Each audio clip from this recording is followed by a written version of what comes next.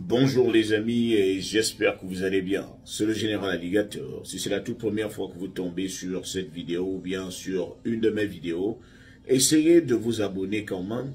Allez y regarder d'autres vidéos. Vous allez certainement tomber sur un des thèmes qui va vous intéresser. Les amis, les choses deviennent encore plus difficiles. Les choses se compliquent du côté du Canada. L'immigration canadienne est en train de se durcir.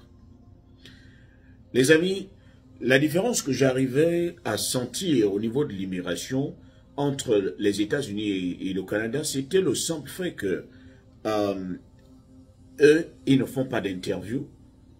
À la différence des États-Unis, l'immigration américaine exige des interviews. Par contre, l'immigration canadienne, lorsque vous voulez venir en tant que touriste, vous n'avez pas à passer l'interview, il faut que vous prépariez la paperasse. Par contre, aux États-Unis, vous allez à l'ambassade, il pourrait même arriver que vous soyez chargé, que vous ayez votre chemise remplie de documents, qu'on ne vous demande même pas un seul document, mais que le face-à-face, qu'on vous jauge sur le face-à-face seulement. Par contre, au Canada, vous avez des documents qu'on va consulter obligatoirement.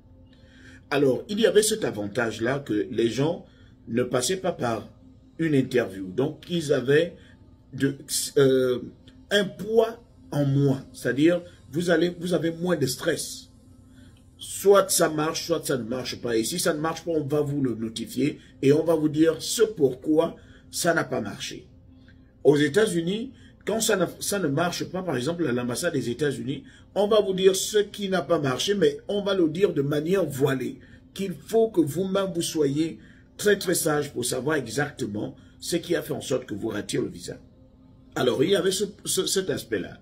Il y avait aussi, l'immigration canadienne avait aussi un petit avantage sur l'immigration américaine, du simple fait que les gens pouvaient quitter leur pays avec un visa visiteur, arriver au Canada et demander un visa travail. C'est-à-dire demander à ce que vous obteniez la permission de travailler. Il y avait cette possibilité-là. Mais malheureusement, cela fait quelques jours que les choses ont commencé à se durcir, que les choses ont commencé à devenir, à aller de mal en pis, que les choses ont commencé à dégringoler. Les gens qui quittaient leur pays d'origine et qui venaient ici en tant que touristes avaient la possibilité de demander un visa de travail, avaient la possibilité de changer, par exemple, leur visa. Mais malheureusement, ce n'est plus le cas.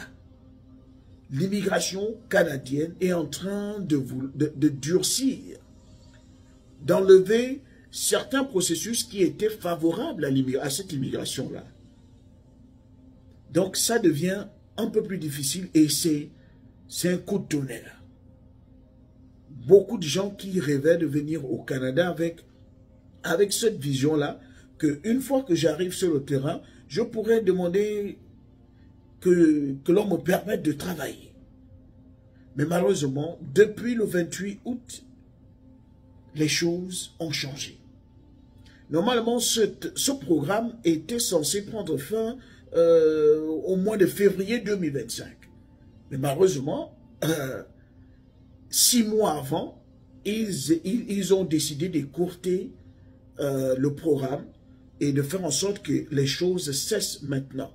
Et dans la vidéo précédente que j'ai postée il y a cela 2 jours, je vous disais que le Québec lui-même commençait déjà à choisir, à faire une immigration choisie, qu'il se concentrait beaucoup plus sur les étudiants, qu'il voulait se concentrer sur ceux qui peuvent apporter de la plus-value à leur économie directe. Donc les choses commencent à ressembler, l'immigration canadienne commence à ressembler de plus en plus à l'immigration américaine. Dure.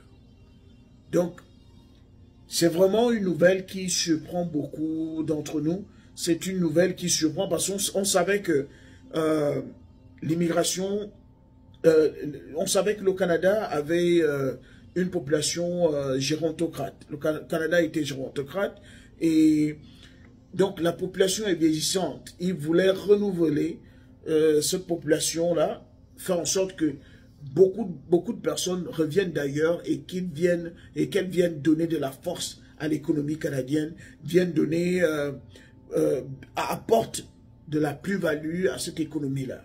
Mais malheureusement, je me dis certainement qu'ils sont déjà arrivés au niveau où ils ont déjà atteint le quota, donc ils commencent déjà à serrer les vannes. Ils ont laissé ouvert une fois, mais là, ils sont en train de serrer au fur et à mesure. Au fur et à mesure. Donc, pour ceux qui ne le savaient pas, je sais que c'était déjà sur la toile depuis le 28. Donc, pour ceux qui ne le savaient pas, il faudrait au moins que vous soyez prêts. Ne vous dites pas, ne venez pas au Canada, ne venez pas aux États-Unis de manière aveugle, sans pourtant avoir des vraies informations. Il faut vous informer avant de prendre la décision de partir. Donc, c'est un peu cela.